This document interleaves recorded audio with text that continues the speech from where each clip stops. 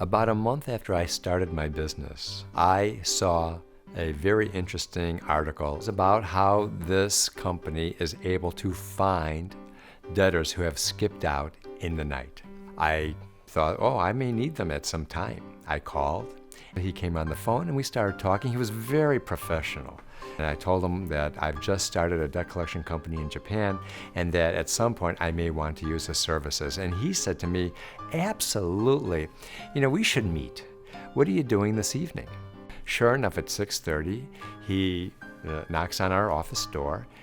He comes in, and at that time, being a very small little office, we did have people take off their shoes and put on their slippers. The first thing that I noticed that he did not look like the normal Japanese businessman who was wearing a dark blue suit with kind of a dark tie and fairly straight hair. Instead, he had a punch perm. He was wearing a powder blue suit with a burgundy tie. He just looked very fashionable. I invited him in. He said, sumimasen, excuse me, I don't mean to bother you, ojamashimashita. And I said, shall we have a coffee? He said, that's fine. And he said, so what's your business again? And I started to give him the broad strokes of my debt collection business and how I got started.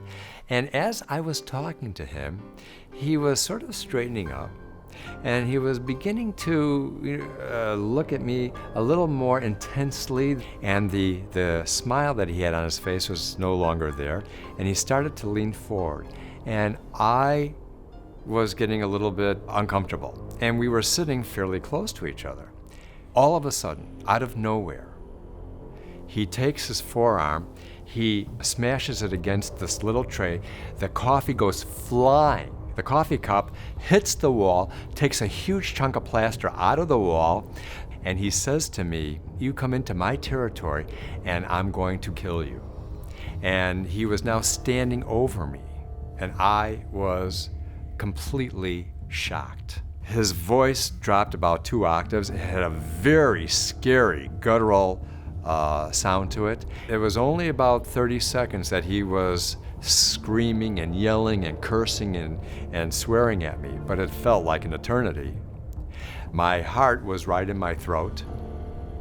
And after he calmed down, the smile returned to his face again, and he straightened up his suit and his shirt and his tie, and he very, very slowly backed out of my office. When he got to the door, he kicked off the slippers, slipped on his shoes, and backed out of the door. Meanwhile, always looking at me.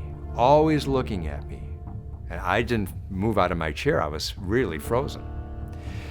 He very slowly closed the door, and you could just, see his face in the little crack. And then it closed, and then it opened. And then he stuck his hand through the door, and he looked right at me. And then he closed the door again, and I sat there completely spent.